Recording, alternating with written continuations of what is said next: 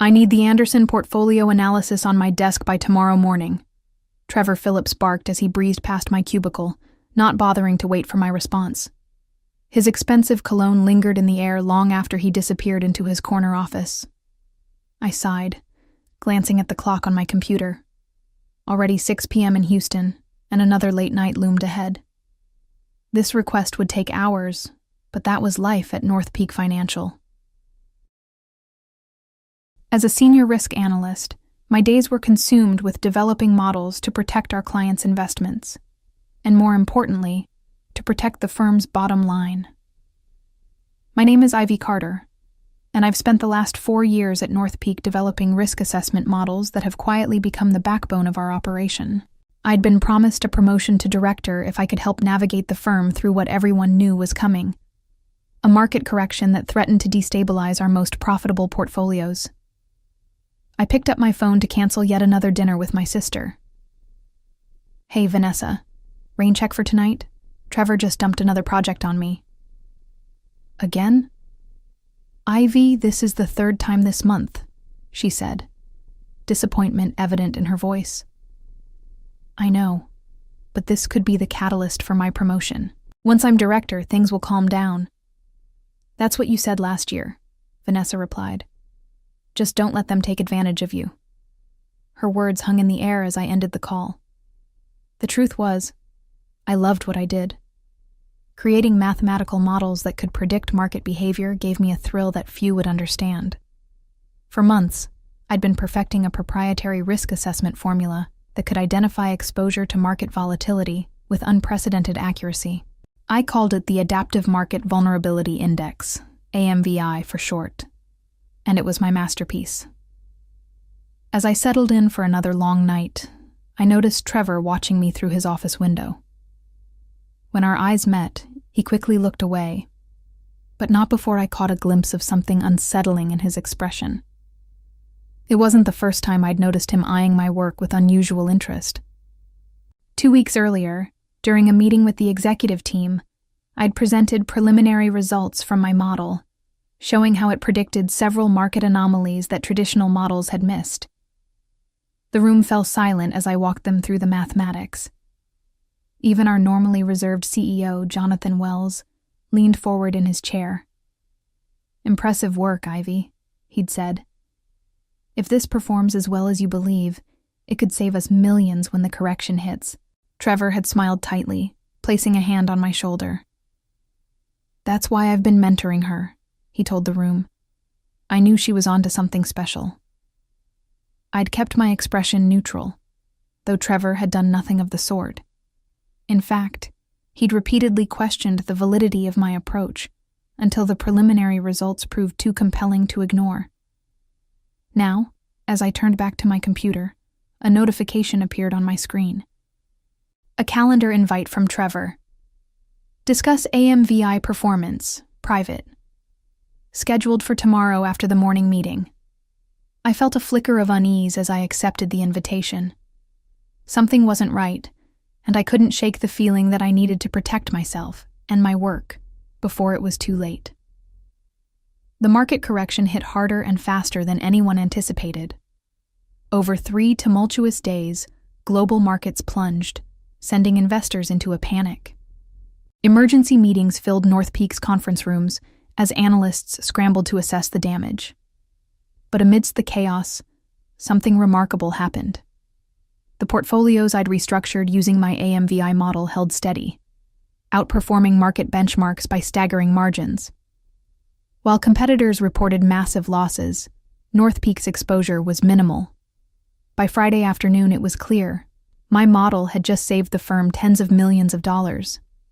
I expected celebration, perhaps even an immediate promotion announcement. Instead, Trevor called me into his office and closed the door. "The executive team is thrilled with the performance of our risk management strategy," he said, leaning back in his chair. "I'll be briefing the board on Monday about how we navigated the correction." "That's great," I replied.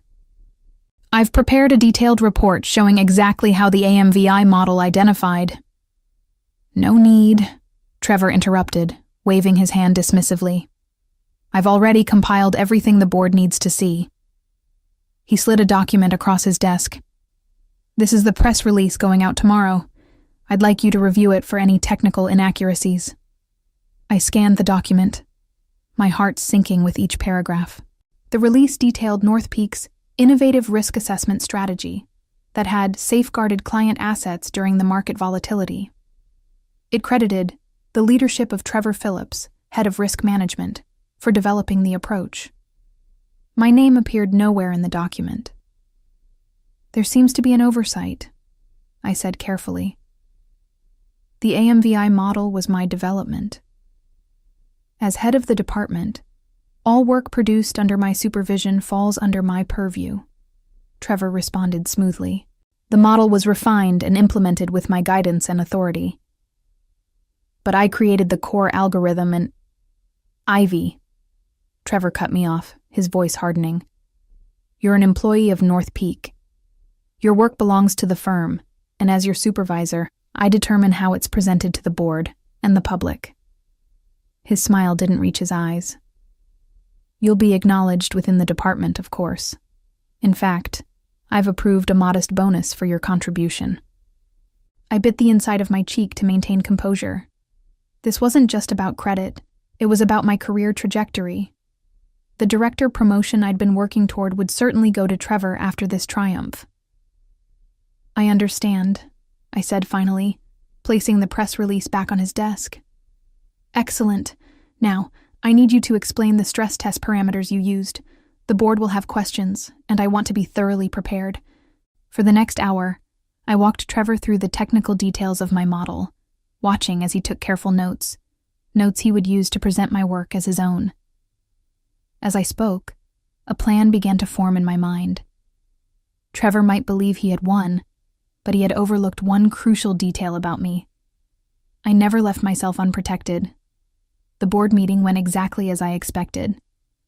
Trevor emerged from the conference room with a triumphant smile, surrounded by congratulatory executives. As they passed my desk, CEO Jonathan Wells paused. The risk strategy performed brilliantly, he told me. Trevor mentioned you helped with some of the technical implementation. Good work. I forced a smile. Thank you, sir. Later that afternoon, the company-wide email arrived. Trevor had been promoted to Executive Director of Risk Management, effective immediately. The announcement cited his visionary approach to market volatility and development of proprietary risk assessment methodologies that positioned North Peak ahead of the market correction. As colleagues stopped by his office with congratulations, I remained at my desk, quietly adding the finishing touches to a document I'd been preparing for weeks. Long before the market correction, I'd sensed what might happen. Trevor had a history of claiming credit for subordinates' work, something I'd learned from a former colleague who'd left the firm bitterly after a similar experience. So I'd taken precautions. 3 months earlier, working with a patent attorney friend on evenings and weekends, I'd filed for trademark protection on the core mathematical formula that powered the AMVI model. The application had been carefully worded to cover the unique algorithm while excluding any proprietary North Peak data or specific implementations. According to my employment contract, general mathematical concepts I developed were not automatically company property, only their specific application to company systems. The trademark had been granted 2 weeks ago. After the markets closed, Trevor stopped by my desk, wearing the self-satisfied expression that had become his trademark. I wanted to personally thank you for your hard work, he said, loud enough for nearby colleagues to hear. The bonus should hit your account next pay period. He leaned closer, lowering his voice. You're great with numbers, Ivy, just not the ones on your paycheck. I looked up, meeting his gaze steadily. Congratulations on your promotion, Trevor. You deserve everything that's coming to you. He seemed momentarily puzzled by my calm demeanor, but quickly recovered. I'm glad you understand how things work. I'll need the Anderson portfolio metrics updated with the new risk parameters by tomorrow. Of course, I replied. I'll leave everything ready for you. Trevor nodded and walked away, unaware that I'd just spoken literal truth. I would indeed leave everything ready, not just the Anderson portfolio, but detailed documentation of the AMVI development process, copies of my original work, and evidence of the dates when each component was created. I saved the email draft I'd been composing, setting it to send automatically at 9 a.m. Monday morning. The subject line read, "Resignation effective immediately." The attachment was a formal notification that any continued use of the AMVI methodology would require proper licensing from its registered trademark holder, me. What Trevor didn't know was that I had already scheduled a meeting with North Peak's largest competitor for Tuesday morning. They were very interested in licensing my algorithm. Monday morning arrived with a crisp autumn chill. I entered North Peak's gleaming office tower for what I knew would be the last time, nodding to the security guard as I swiped my badge.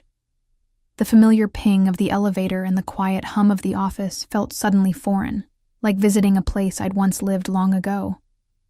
I settled at my desk, powering up my computer for the final time. At precisely 9 a.m., my resignation email would automatically send to Trevor, Human Resources, and Jonathan Wells. I'd timed it perfectly. Trevor always held his newly established executive director's brief at 9 a.m. on Mondays, presenting to the senior leadership team. I spent the next hour methodically clearing personal items from my desk, careful not to draw attention. A photo of Vanessa and me at the Grand Canyon. A small jade plant I'd kept alive for 3 years. A coffee mug with a mathematical formula joke that only other analysts ever understood. Each item disappeared into my bag as I systematically erased my presence. At 8:55 a.m., I took one last look around, then walked calmly to the restroom where I waited, watching the seconds tick by on my watch. At precisely 9 a.m., I felt a subtle vibration, my phone confirming the automated email had been sent.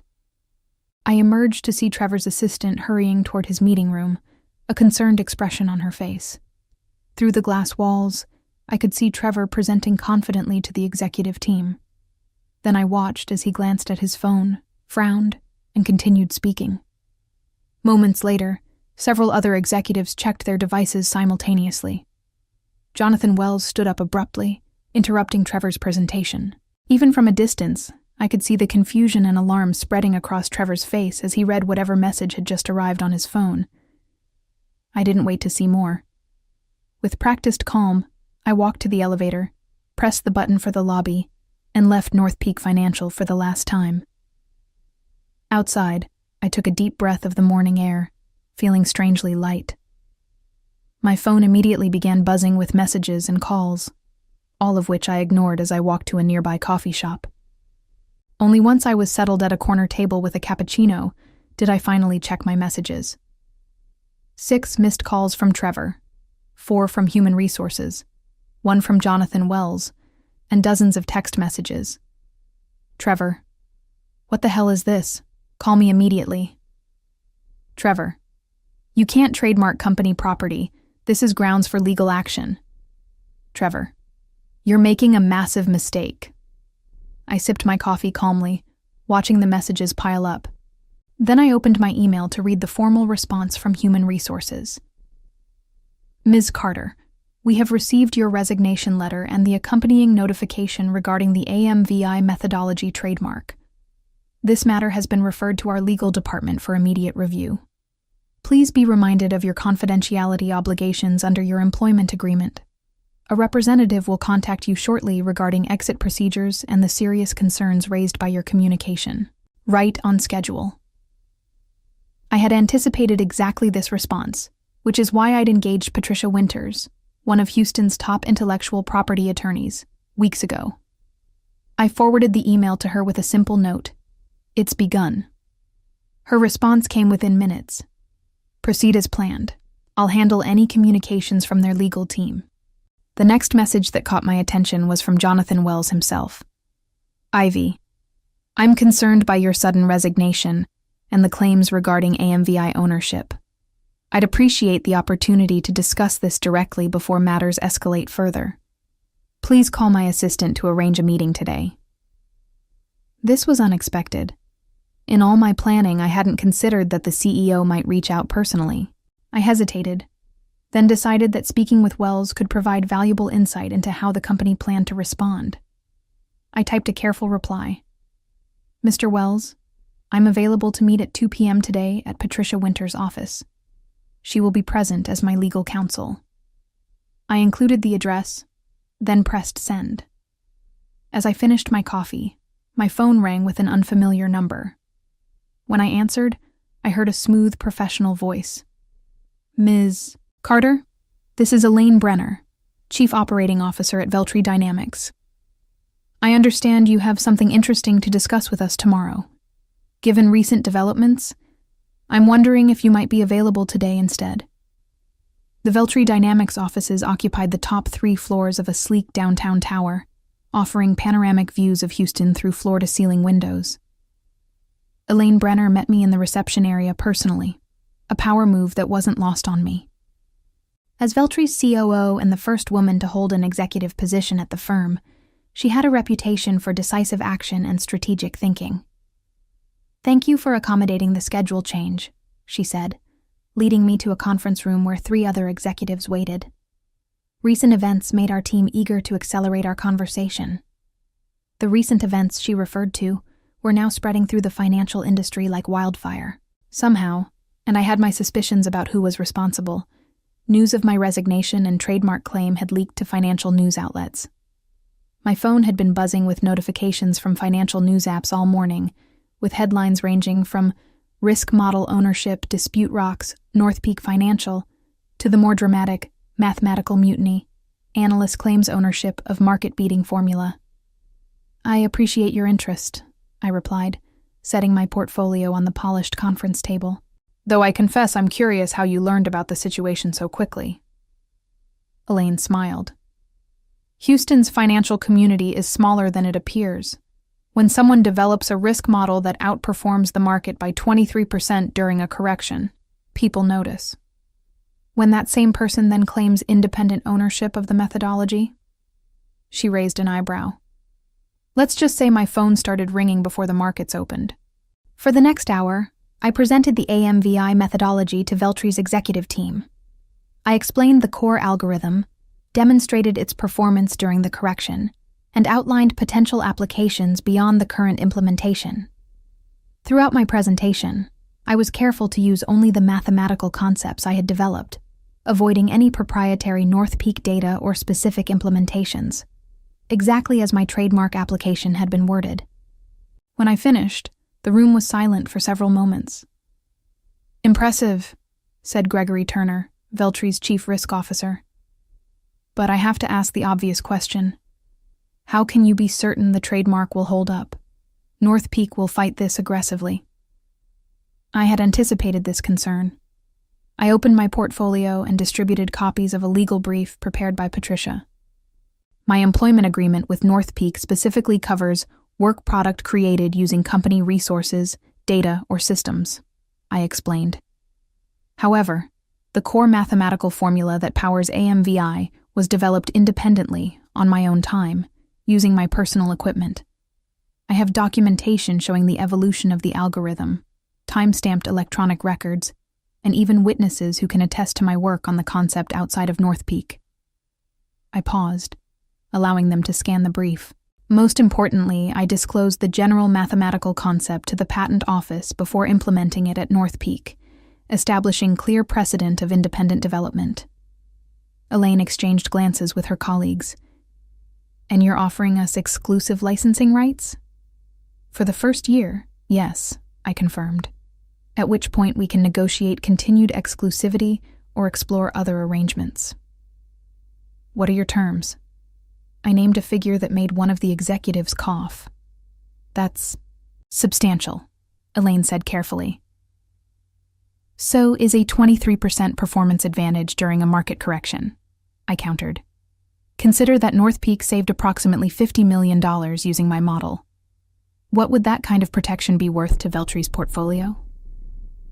The meeting concluded with handshakes and assurances of a formal offer within 24 hours. As Elaine walked me to the elevator, she asked the question I'd been waiting for. Why didn't you take this to North Peak first? Surely they would have compensated you appropriately once they understood the situation. I smiled, Let's just say North Peak and I have fundamentally different perspectives on appropriate compensation and recognition. As the elevator doors closed, my phone vibrated with a new message, Jonathan Wells confirming our 2 p.m. meeting. The real battle was about to begin.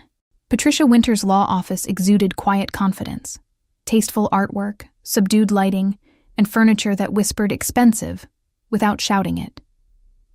We sat in her private conference room, reviewing our strategy while waiting for Jonathan Wells to arrive. Remember, Patricia cautioned, this is a fact-finding mission for both sides. Don't volunteer information they don't explicitly request, and don't discuss your meeting with Veltri. I nodded, though my thoughts were elsewhere. Despite my careful planning, a knot of anxiety had formed in my stomach.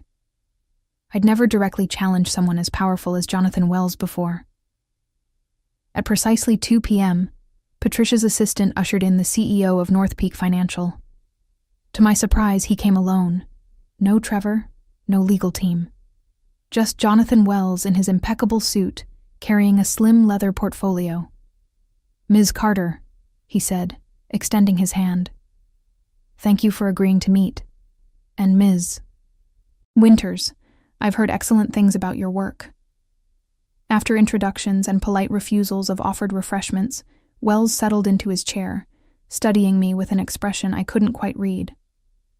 "I'll be direct," he began.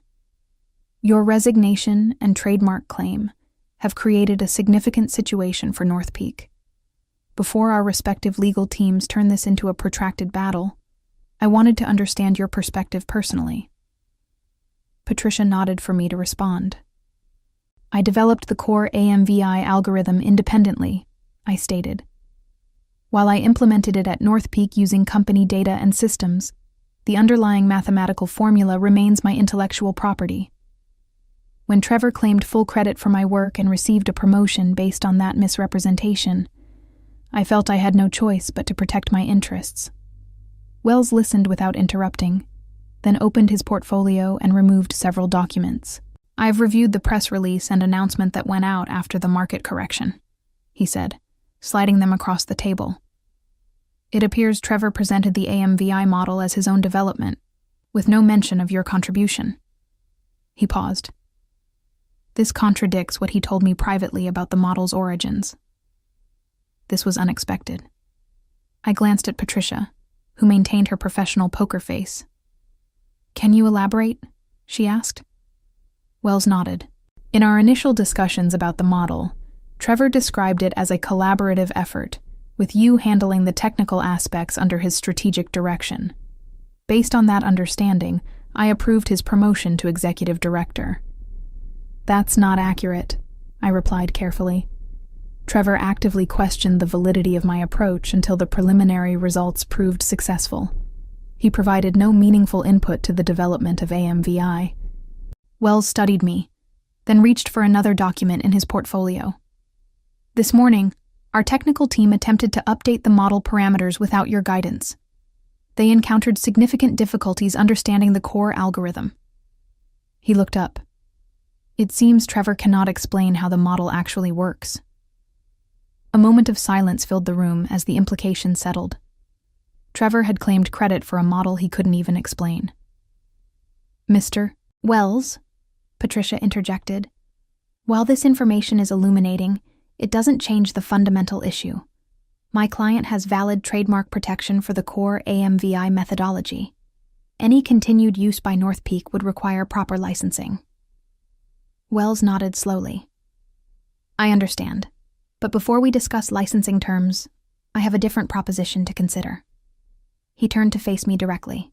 "Ivy, I'd like to offer you the position of Executive Director of Innovation at North Peak, reporting directly to me.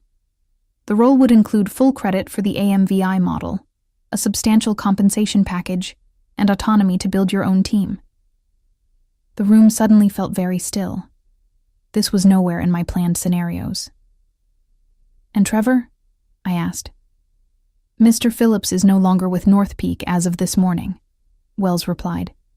"His misrepresentation of your work was grounds for immediate termination." I felt a rush of vindication, quickly followed by uncertainty.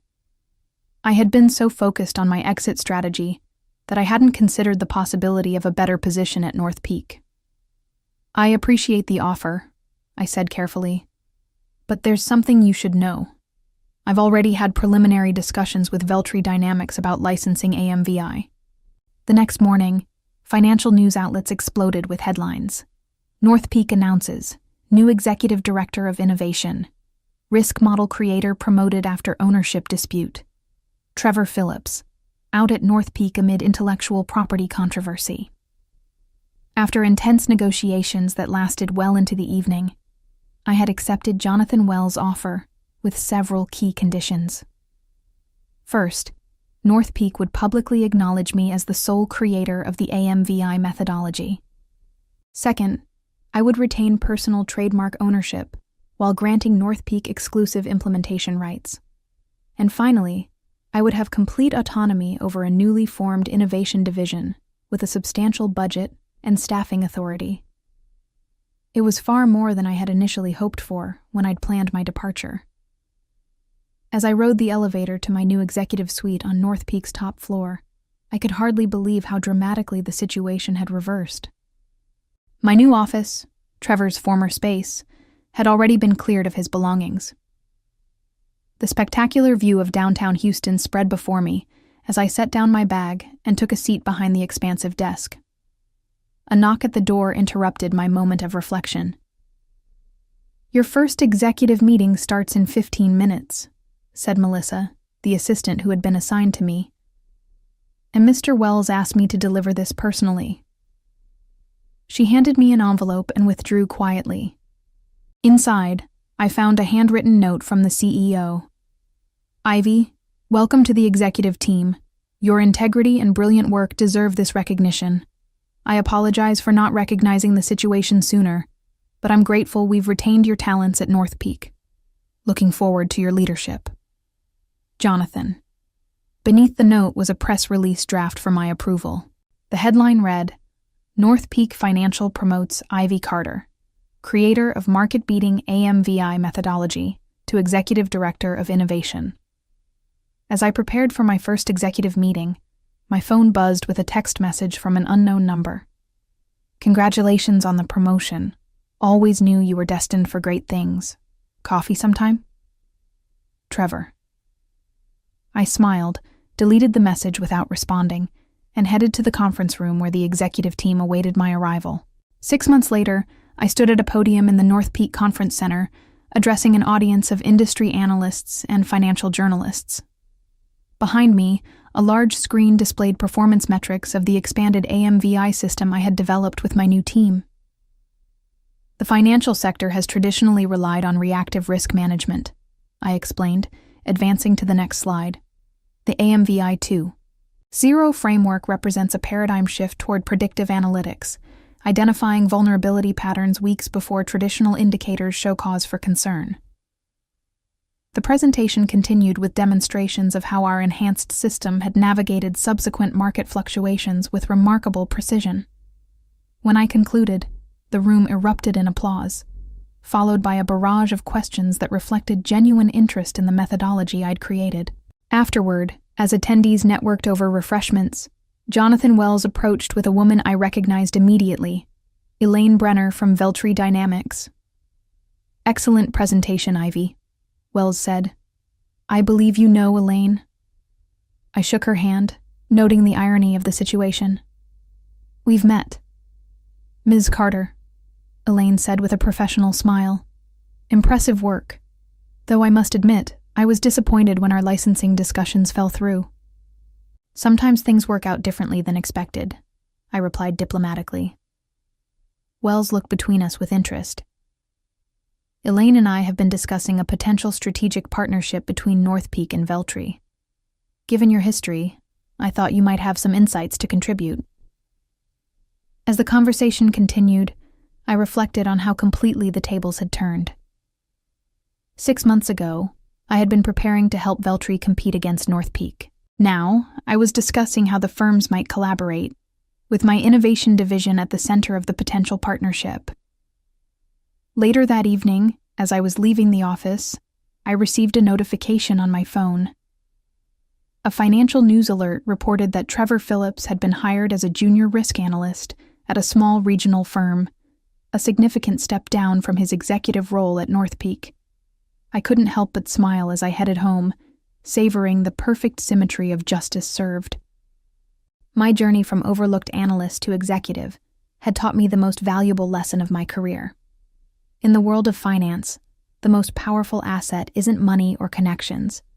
It's owning your intellectual capital and knowing exactly when to leverage it.